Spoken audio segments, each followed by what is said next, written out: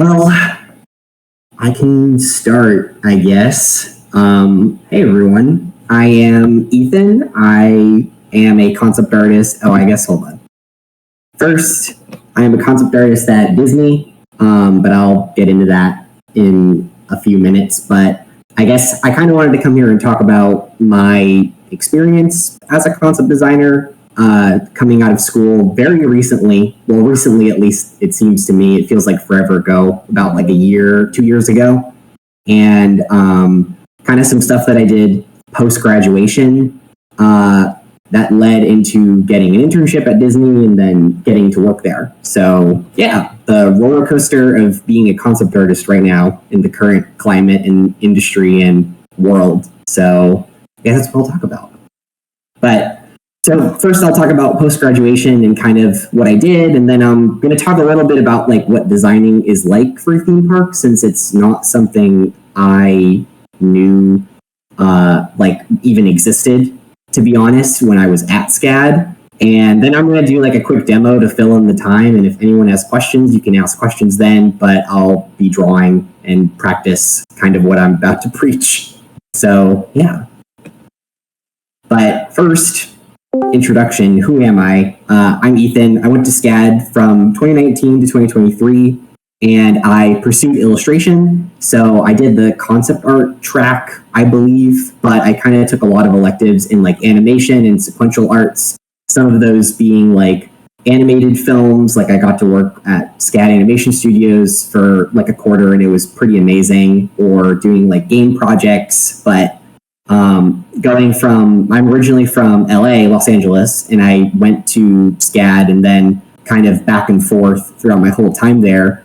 And then after school, I kind of went back to LA, and my internship, ironically enough, even though there is Disney in California, there's also Disney Imagineering in Florida, which is where I ended up getting my internship. So I moved to Florida, and I was an intern from January 2024 to roughly January 2025 for a whole year, which is kind of a unique internship system that Disney specifically has, where they have you intern for 6-month intervals until you can be eligible to become a full-time artist, which is what I am now, which is super cool.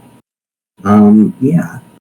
So here's some of my personal work, which a lot of it, like, oh man, I desperately want to like do some new personal projects when I can scrape away the time. But yeah, some of this is from my last year at SCAD. Some of this is from just any free time I can manage now that I'm like super busy, and just like plain Aprils or personal pieces or just like practice. I've been trying to like take classes and stuff on the side too, to like learn new tricks, which I think is always helpful. But yeah, some of my work. Okay, so I guess first topic is the post-graduation grind. I graduated in June, and I had no prior like industry experience, and I kind of rolled out of school feeling really down about like where I was going to head career-wise, and I think that's pretty normal. And a lot of my peers were kind of feeling that. I applied to a lot of places. I even kept track of it for a bit, as long as I could, before it started to become depressing, seeing the giant rows of like red boxes. And I realized after like a month where I kind of shut myself away and played a bunch of Diablo to like recoup, I realized I kind of needed to like get back on my feet and like try to work towards getting an internship in a climate where the industry was really struggling, and it still is. As crazy as it sounds, but I was kind of thinking, okay, I have my portfolio from school. How do I improve my work? I thought I should really focus on just two things, because the industry is going to be changing and the climate of jobs is going to be changing too. So I kind of focused on making more work and then showing that to people. And that's really it. So like I kind of took every day and tried to turn it into like a 5 to 9 of doing studies, getting advice from people. That a lot of people told me I was really bad at painting, for example. So I did a lot of painting studies, and I just like painted almost every day, doing like plein airs or taking classes. I took a mentorship with Armand Serrano, who ironically worked at Disney for a very long time, and a lot of his advice kind of bled into my work, like without me even realizing it. And then at the end of the year, I went to Lightbox, which kind of was a nice like due date for me to get some updated work and updated pieces and a kind of a new portfolio PDF, even though it wasn't too much new. I didn't like redo every single thing I did from school, but it was a good like cap to the year that was like, okay, I just need to make it to there and I can show more work and possibly get more feedback that'll help me do this all over again. Some resources that helped me in that was like a bunch of these are all the classes that I kind of took, and I don't want to like gatekeep anything that I was kind of doing because I owe it to like a lot of brainstorm classes. I took one class called Art and Business that summer. I just tried to keep as busy as I could outside of like working a job and like having family and being home, which is already hard enough as it is. But I took a small class called Art and Business, which was only like 4 weeks. And he talks about the business side of art, and that kind of helped me plan my portfolio and like plot.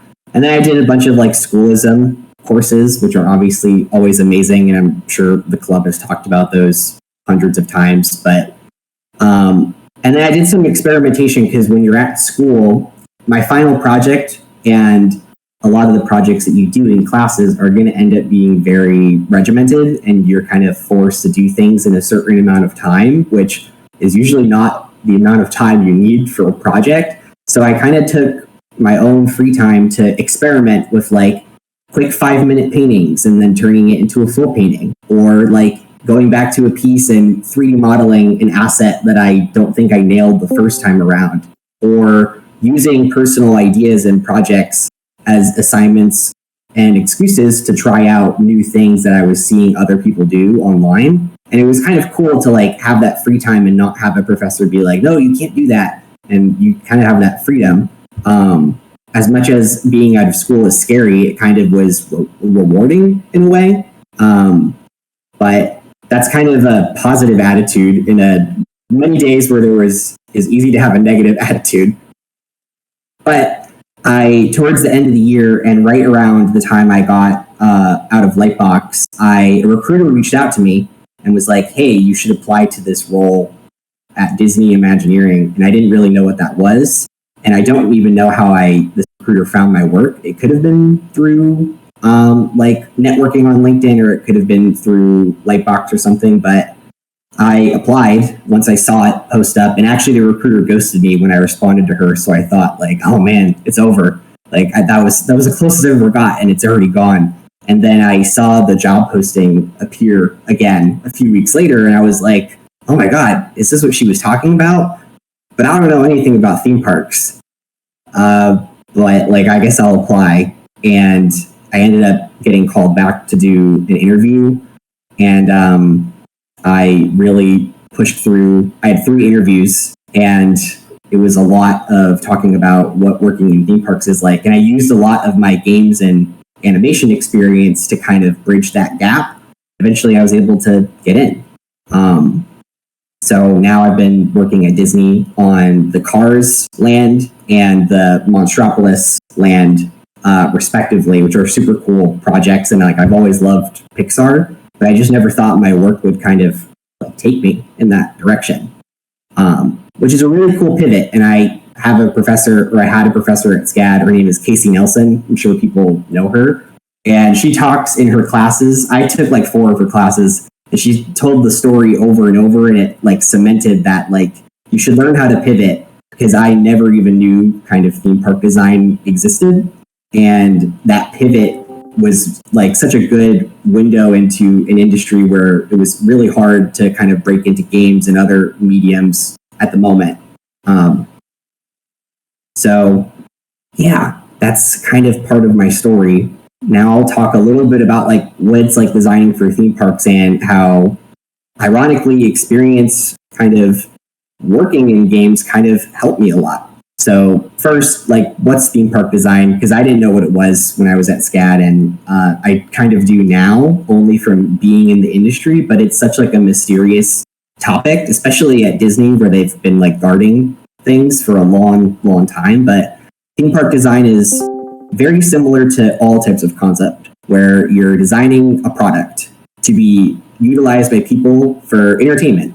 And what's cool is that it's almost like a mix of the animation world and the like interior design and experience worlds that like all are just adjacent industries. And a lot of the original Imagineers and designers for theme parks came from the animation, Walt Disney Animation, from those films. And they got to transition into theme park design and create these spaces and work on them in a way that people will be able to walk through them or interact with them. Or they got to storyboard a ride that they would storyboard in the same way as an animated movie. And there's new things to consider, but the principles kind of end up being all the same. And even looking through this concept art, I realized like, wow, this looks like a lot of the stuff in games I was looking at, which leads to my point. Is a theme park just like a video game? Which it kind of is. You kind of have like your hub worlds. You have your gates that lead to places that like bring you down when you walk through a gate and then lead you into an open area that scales you up. And this book, The Art of Galaxy's Edge, I think is like a masterclass in like learning how to design for theme parks. And they had a lot of artists from ILM work on this. We've also worked on Star Wars games and have worked on Star Wars films. And those principles kind of translate across everything. You've got like your like pivot points, or not your pivot points, like your anchor points in each land that like draw you to that place and encourage you to walk in and see what's inside. You've got all these different winding pathways that are like kind of your markers to point you in new directions and lead you on your journey, which is really cool. So land design is kind of super special. And the process to make it is exactly the same.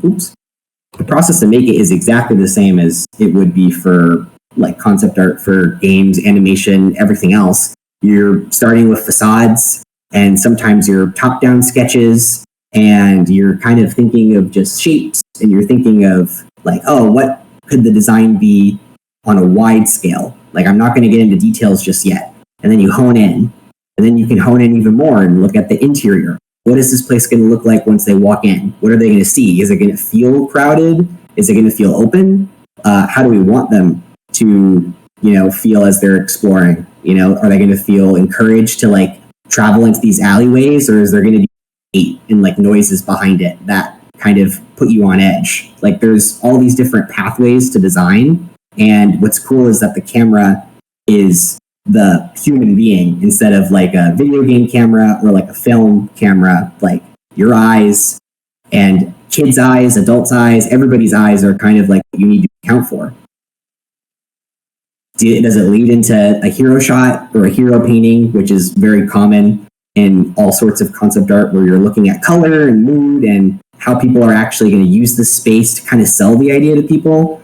And then you can kind of whittle down into the tiniest of details like signage, the actual props, individual props that make up a space. And you can even iterate on that and kind of go through the process all over again. And I think that I didn't realize until I got into this industry that like, wow, this is exactly what I was doing in my classes or in my game, like doing a game jam. Like I was doing kind of the same thing, which is really cool. But I think the one difference is you need to think in terms of a guest experience. And that's kind of hard to like quantify unless you have like gone to a lot of theme parks and you've like really thought about the experience you're having. But I figured maybe this slide could be helpful to like bridge that gap of why it's different. Because in animation, you've got everything kind of leads to story. You have mood and cinematography and all sorts of things that kind of lead to the story you're trying to tell being the most important thing. And same with games, but usually that's through the agency of a player, where you're trying to immerse them in a world and let them make choices or solve puzzles, or kind of, there could even be a game of no story and it's about like the gameplay and how they play and the story they make. And theme parks is kind of a mix between both. Like a guest can enter a theme park and walk up to Galaxy's Edge and say, I actually don't want to go in, like I'm just going to past it. And that's part of their story versus someone who sees the gate and is like, oh my God, I'm going to be a Jedi, and they run in and they try to get a Jedi cloak right away. So it's two whole different experiences that you're kind of trying to account for. And you need to think of like, oh, we're going to have this path lead them up for that person who's a Star Wars fan. And we're going to like have these Easter eggs of maybe Jedi symbols or like Jedi like items that can lead them to where they can make their own lightsaber, versus a path that maybe leads them out for people that don't want to be a part of that experience, or a path that leads them to a restaurant that like would let them sit down and relax. And scale is kind of that second factor that's really unique in parks, because you're walking around a place that needs to be buildable and is going to be in front of them. And that variety of scale, whether it's caused by budget or it's caused by the limitations of the environment, or just what you think is most important. You can have a giant structure here that may symbolize that there's a ride in this building, versus a smaller structure that kind of feels like it'd be a store. And that's kind of the sense you get from like walking around and noticing places in real life, real cities and real environments and towns and stuff like that, which is super cool that you can design it and in a way that creates a new experience for people in a theme park. This is a good example.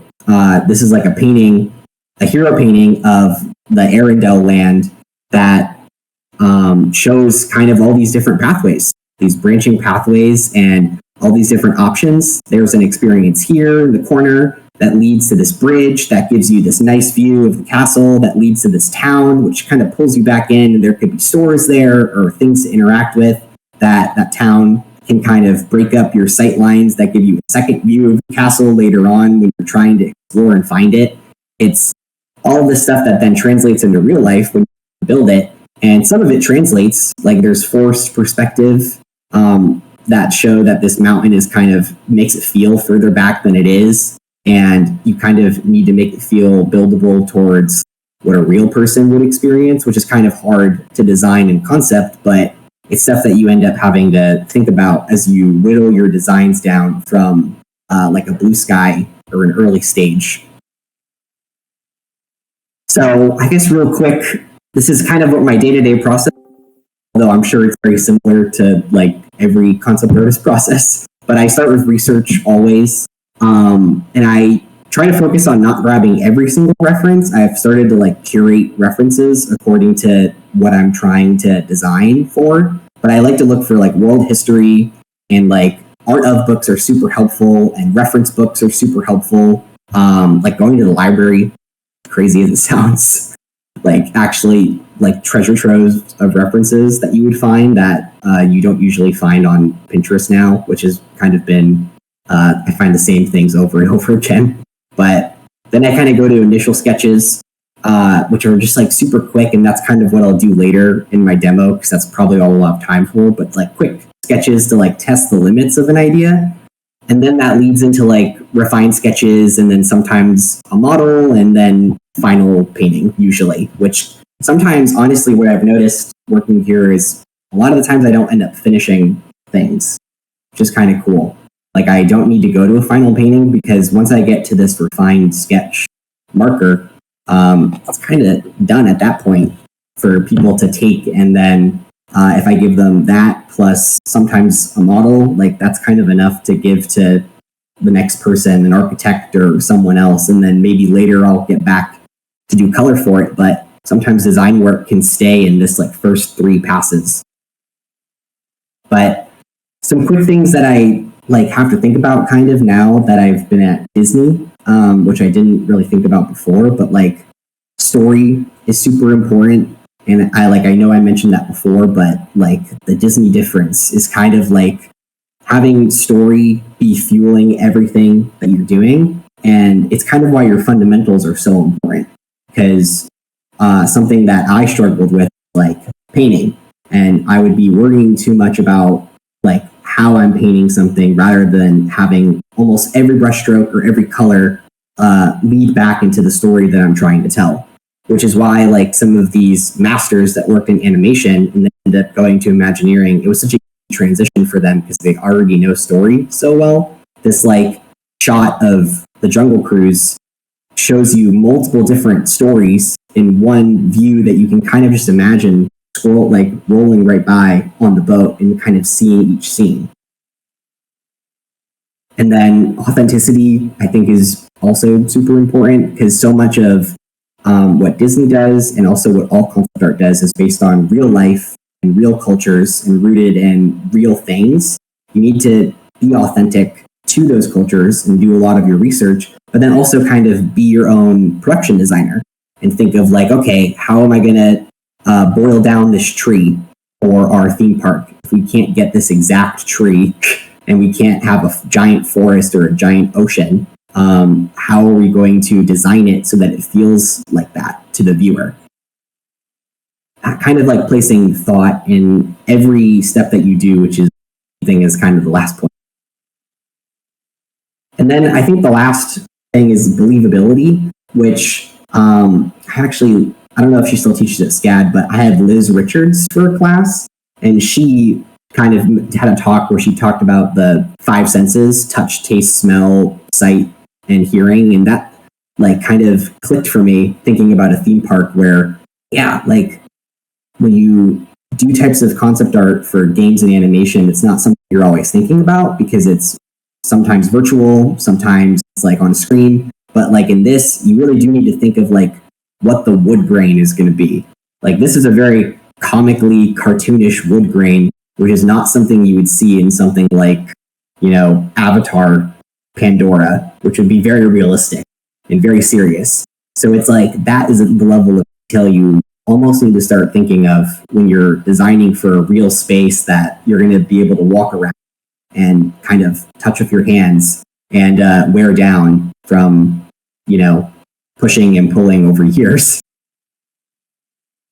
But all of this to say, like, I think it's important to like think about this stuff, but I also think it's more important to just like kind of draw and think of your idea, the story that you have, and then draw through passes and kind of discover each of those things as you just keep drawing and drawing. And I have this like image of something that Doug Chang did, which he's a huge inspiration, and he like, you can see visibly on his paper, he did like 8 passes at this mech, and he's thinking of different functions and things on the same piece of paper. And that's kind of what I have to remind myself too, that like I could spend like 8 hours, 20 hours thinking of what the story and doing researches and doing all that stuff, but if I'm not drawing it and testing out ideas, then we're not like pushing the needle on a design forward. So yeah, I guess quick final thoughts. Itemize your process. That's kind of exactly what I just did, even though I didn't say it, which is like, think of your story and how you want to make it authentic by doing research and how you want to make it visible by its function, and kind of itemize it and almost approach it by like step by step. And then eventually you're going to like have a design that kind of tackles everything, and it ensures that what you're creating is thoughtful. And even itemizing the process of like making your portfolio, like start from silhouette and sketch and like make that work, and then have that final step be, I'm going to show it to this person, or I'm going to go to this event and show it to this person. Kind of like think through step of the choices you're going to make to ensure eventually it's going to like reward in some way, or at least be somewhat successful. And that kind of helped me, instead of kind of being aimless with design and like also dropping a lot of projects, like personal projects, like having that itemization ensured like I knew where I was going and I wasn't like stressed about that. And I wasn't stressed about my silhouette when I'm like in a final painting and I'm rendering last details and I realize, oh man, actually, I didn't think of the perspective correctly. Like you already thought about it. I'd also say focus on why you love to create rather than just what you create, which is kind of where the pivot came for me, because I struggled at first with kind of finding a job in the theme park industry and realizing like, this isn't what I wanted to do.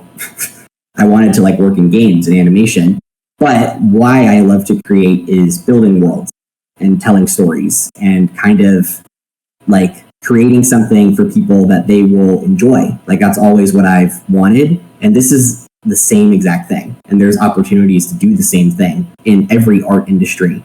And it kind of gives you that new experience that like that has a fresh perspective for when, like, eventually, if I want to work in games, I've got very similar experience already.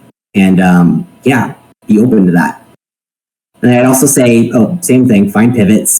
And then this is a piece of advice that one of my coworkers gave me early on, and it was kind of helpful to that, like, draw again point, which is like your next piece is your best piece. And yeah, truly, like, keep drawing, and it's probably going to be hard.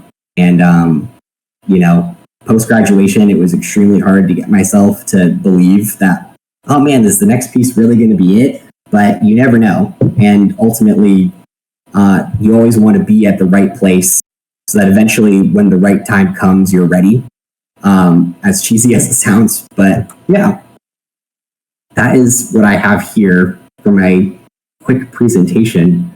But I'm going to spend the rest of the time that we have, the last 30 minutes, designing the food cart. And if people want to join along, they can, or if they don't, that's also fine.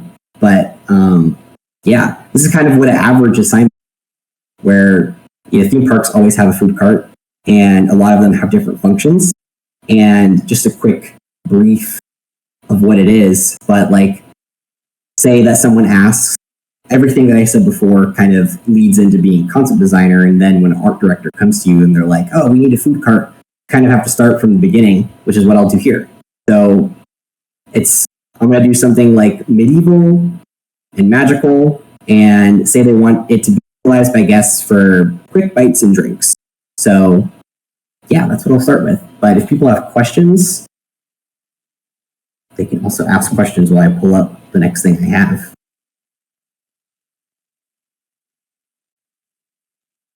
All right, hold on.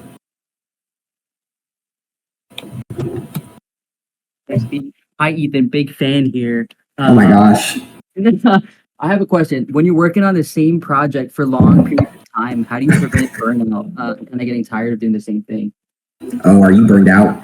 No, I'm not. I'm just asking. Because a lot of people are going to be working on Capstone next year, which is the same project for 1 year.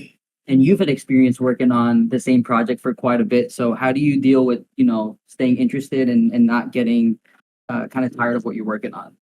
Yeah, that's a good question.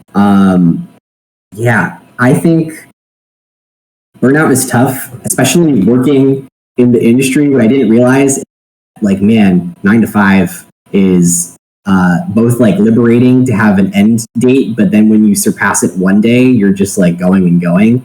So I feel like when you're working on a project that you're going to have to do for a long time, like, pace yourself in terms of not doing the same thing every day, and also not kind of thinking about the same stuff. So like, if you have one day where you need to do props, or one day you won't decide like to paint it, and you can match things that you're like learning with the project that you're doing, I think that kind of keeps you passionate and kind of keeps you invigorated to like keep going. Because I find I get burned out when I realize I've spent like weeks doing the same process, same workflow, using the same brushes. And like, that's when I realized, like, oh man, I'm getting tired of this. So what I'll do is like, oh, there's this artist I found, and he has a really cool like textury brushwork. What if I, like, my next part of the assignment, try those brushes out? Or what if I decide to like use this new tool instead? Or if I try to 3D model and try to go as far as I can 3D? I feel like that helps. And then obviously taking breaks and giving yourself time to work on other things or think of other things to get inspired. I think that's important too. All right. Now I'm going to draw. Oh man, this is the scariest part. Oh, I haven't been looking at the voice text here. We have one more question. Oh yeah. Okay. Hi. Hey. Hi. I have a little bit questions. It's quite related from to the previous question. Because how do you keep how as a professional artist do you keep your passion? Because as an artist myself, I can't lie that I'm driven by passion and sparks. At some point, when I'm feeling like burnout or something, I can't really find something interesting Mhm. to read. Like I have some blockage to my inspiration. How do you keep being passionate and with your work? Mhm. Yeah. Thank you. Yeah, no, yeah, that is like the toughest thing I have to deal with too. It's like I think what every artist has to deal with. But like I think ultimately like knowing why you create things, and for you it's because you're passionate about creating. But even like what I've been doing recently is like going back to things I like loved as a kid and kind of just like looking back at like, oh man, like as a kid, like I loved like Dragon Ball. So I'll look back at like Dragon Ball and I'll look back at like their designs and like, oh, what if I try on my next project, like imbuing that into what I'm doing? And that can kind of lead to the coolest like projects that aren't like maybe industry, but I think it can be, if it's filled with passion and filled with things that you love, then it's going to bleed through. Like one of my favorite projects I did was this project based off of the story of the Minotaur. And I remember at that time I was extremely burned out. And I was like, I don't want to do any more work. Like I want to graduate and get out of school. But I remember I was like really obsessed with Hades. So I was like, oh man, like what if I do this like cool Minotaur project inspired by Gen Z and Hades?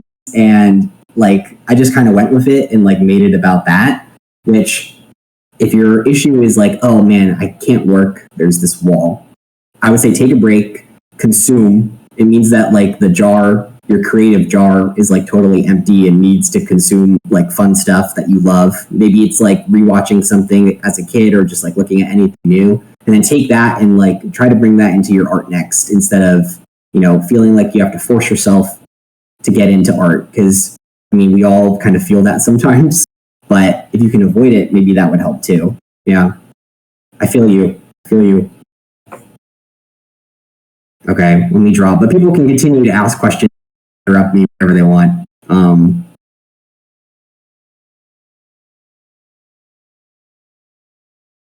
Pirate cart. Okay, so say the brief said medieval, but I was like, okay, something medieval adjacent that I could maybe do is this pirate cart. So I was trying to think of like pirate things and like fishing, like medieval fishing and European medieval fishing and stuff like that, and how they sail and how they would kind of travel throughout the sea. So I did all the research beforehand, which is kind of the hardest part, which is a little cheating, but I figured I would look at different types of pirate ships, not like traditional like Pirates of the Caribbean stuff. I would try to look at like what is like a medieval like fishing ship, or how would they go on their journey stock, and like what is the materials of like the ship and the things that they would gather. That's like good research to kind of start thinking of, which is why I like don't grab every reference. You know, this is like a pretty big reference board, but I tried to like hone it in so it's not like 8 pictures of ships, and it's kind of like cool things that I found adjacent to that. Like illuminated manuscripts was one of those things where I was like, medieval like manuscripts are really cool, and it would be kind of cool to incorporate some of these like floral patterns and like gold leaf or these like compass like shapes into the cart too. Oh no, Photoshop. It might have just crashed. I knew it. Give it a second.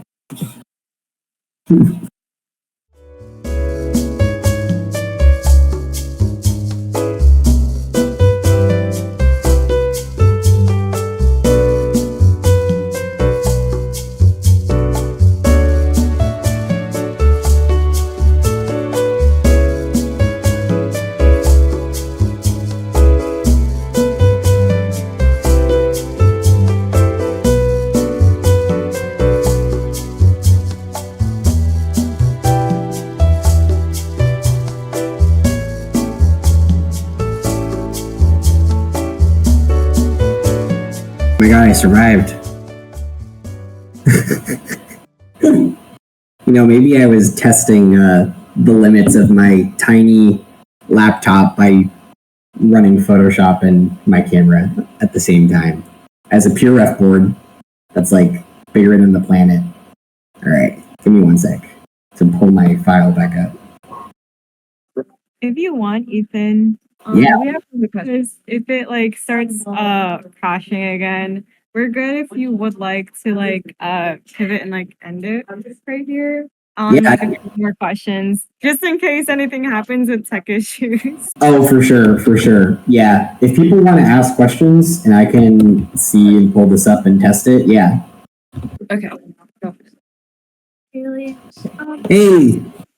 You mentioned that you were in a point where you were just searching for employment in different places. I was wondering where you went for that, to look for all those opportunities and how you were going and kept applying to new ones.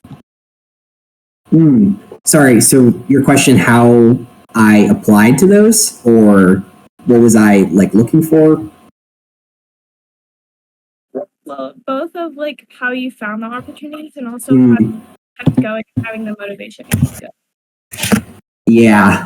So having the motivation was tough. That I don't think like I could have pulled out of anywhere. It was a struggle, but I kind of knew like I needed a routine. So what I ended up doing, it was kind of psychotic, but every day I would spend like an hour and I would scroll LinkedIn and I would look for jobs and I would look for people that worked at those companies that were concept artists. And some of them I tried cold messaging and I never found that really worked because like they don't know you and they don't really like owe that to you to respond and people are busy. But what I did is I kind of looked through their names and looked up their portfolios. And I was like, oh, this is the type of work that like I could learn from or do, or like what are they showing that maybe I could show in my art station. So I ended up doing that for Disney, and I saw there was a lot of prop design and a lot of like set design in prior interns and Imagineer portfolios. So I like put the characters in my portfolio like hidden, and I kind of focused a lot of my projects on like a chest prop that I did in a class that I like really didn't even think I would put in my portfolio, but it kind of worked because I did like turnarounds of it. And I was like, oh, this would look good for applying to Imagineering. And I kind of did that for every position I applied to. So I would like keep an eye on LinkedIn. I would definitely keep an eye on like job forums and job sites. And I would just like set a time, like 30 minutes a day that you can do it, because you don't need to spend all day like burning yourself out with like applying to jobs and places. It almost like can take away from your time when you should be, you know, making art and like kind of enjoying making art. But I kind of tried to carve it out that way. And like the motivation came after I like saw things that I thought were exciting. But most days it was like a struggle. And that kind of is part of it too. So I hope that helps. Yeah, good luck. It's tough.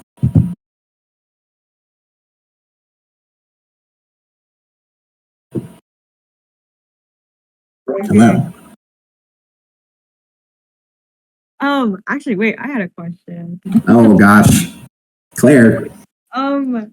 Okay, so like it gets like ingrained into us at SCAD about like networking and everything. Mm-hmm. Do you have any like, I guess like recommendations or like how you got comfortable with it, I guess.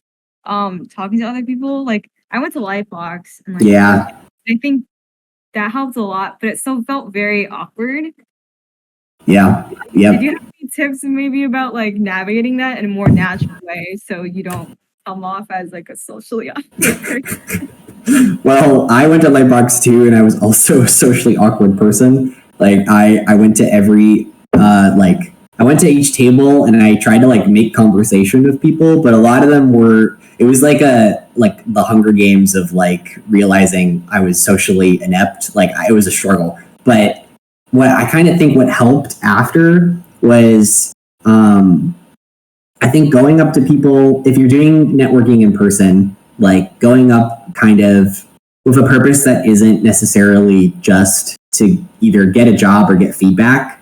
Like I found like when I just made conversations with like people in line at something, like at Lightbox, it's a good place because everybody's a concept artist. and like you can be in line for a talk or an event and you could like make friends with someone who's like right next to you. And that networking is actually kind of more important than like talking to Craig Mullins and then he'll forget your name like 5 minutes later, you know, which like is kind of hard. It was hard for me to like realize that because I was like, oh man, like obviously like we should get feedback from people. And that's kind of what like mentors are there to do. So if you approach someone like a Craig Mullins or an Armand Serrano and you say like, hey, do you happen to have like 5 minutes to look at this piece I did? I love how you do storytelling in your composition and stuff like that. So like, could you give me some advice on that? I think like targeting what you're asking is helpful because when you go up to people and you're just like, look at my portfolio, a lot of the time they're like, okay, I'll look. And then no one wants to like say super negative things, or maybe they're looking for someone to say something negative to, and then that's not going to be helpful for you. But like I did that to some people where like I talked to an artist I remember who did a lot of mechs, and I showed him a mech I designed, and that was the only page in my portfolio I showed him. And I was like, hey, like how do you like articulate joints in mechs? Like that's a really cool piece. And I did this like a few weeks ago, which was a lie. And I was like, how would you give advice on this? And then he like did a draw over, like he grabbed my Procreate and he was like, oh, I'll show you, like this is what you could do. And that was like way more helpful than like a off the cuff, I think, portfolio review or anything else. So networking is hard, but I think being focused and then also networking with your peers instead can be kind of more helpful because like you grow up with your peers into the industry and they'll get jobs too eventually, and that will help. So yeah, it's a good question though. Yeah, that's the toughest part. Okay. Thank you, Ethan. Of course. Does anyone else have any last minute questions? We'll be wrapping up. Last chance. No? Also online too. You guys are Oh, yeah. free to ask questions if you have anything. Sorry, we kind of neglected you guys. No one said anything. People say something. Type Okay. A if you're listening. I'm just kidding. No. Okay. I think we're all good to go then. You guys. It was nice Everyone, seeing you all. thank you, Ethan. Thank you for having me. Sorry my Photoshop crashed. Hopefully I can recover it. I'm getting the Adobe service message, so that's a good start. Okay. Okay. Thanks y'all. Okay. Thank you. Ethan. Okay. Bye.